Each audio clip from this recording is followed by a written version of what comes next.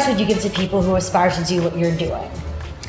Work your tail off. Real hard. And fail. Fail as much as possible, because that's when you really learn. Get ready for things not to go right and learn how to fix them. Mm-hmm.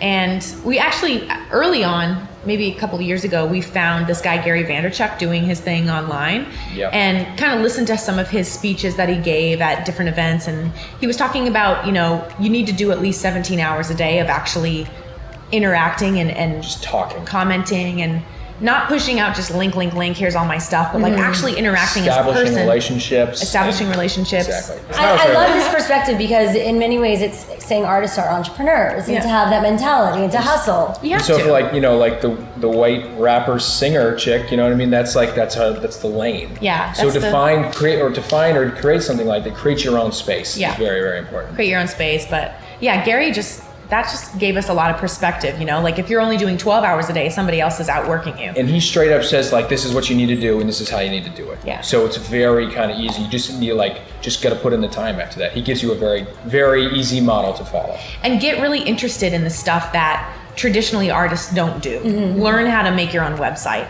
Learn how to distribute your music on iTunes. Learn how to edit all your videos. Learn how to shoot your videos and then edit all your videos and upload and mix and master and create ringtones. And it's all a process. Like, you don't need to be overwhelmed. It's about saying, like, okay, what steps can I take today just to start getting there? Yeah, exactly. And I think if you're one thing at a time. If you're invested in yourself and you're interested in all those steps, it's actually it doesn't feel like work at all. Yeah. How important is that fan interactivity to what you do? It's the reason we're here. It's 100%. Yeah. Well, how do you keep that going? Obviously you're on Twitter. Are you in the comments? What exactly do you do as artists with that? Yeah, a lot of times, before this happened, we responded to almost literally every single post that came in through Twitter. That's always been our prerogative. Yeah. Now we've had to kind of have friends help us to respond to a lot of the inquiries. But we're hoping that someday we'll have a system for that and can. Yeah, and a lot of times you'll have an Amy and Nick robot. Exactly. But there would still be maybe 45 minutes a day. We'll just open up the laptops and just respond to people. And just go to town. So that is important to us. And if we were a fan of somebody, we would want that back too. What types of equipment do you use right now for your videos and to record your music? Duct tape. It does everything. We have a Canon T2i. We bought it right before the T3i came out, and we're very angry. Yes.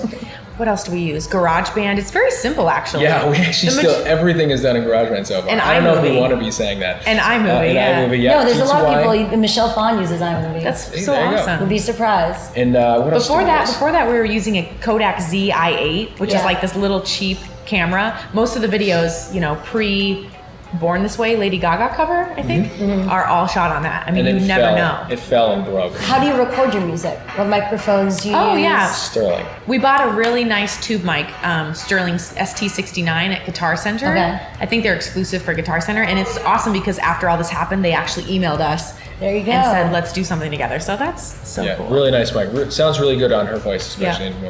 I have a Martin guitar that I spent my life savings on. And And I have a wooden box that I got for $89.99 at Guitar Center. Our keyboard is like a Roland RD170. I think now they're making RD900s.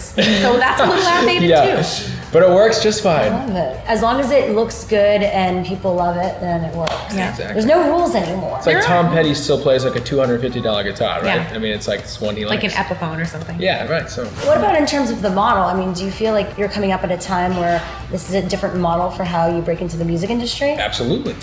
And it's so much fun because it's not like a laid out process. It hasn't really, a lot of the meetings people are like, this hasn't really happened yet. As far as, our exact, situation. Yeah. And because it's so easy to put out content and do these things, we never run out of ideas. Where I think, for example, in the 70s and 80s, it was, you couldn't record an album. You couldn't put an album out. They didn't have disc makers. They didn't have Oasis. You couldn't put out a product, and now it's completely on your own. Yeah. If you have the funds to just yourself. So we're excited. Even if something doesn't work out over here, we can twist it and try something else. And at the end of the day, we still have fans. And that's why staying on the internet is so important, even if you have a traditional label, right? Right.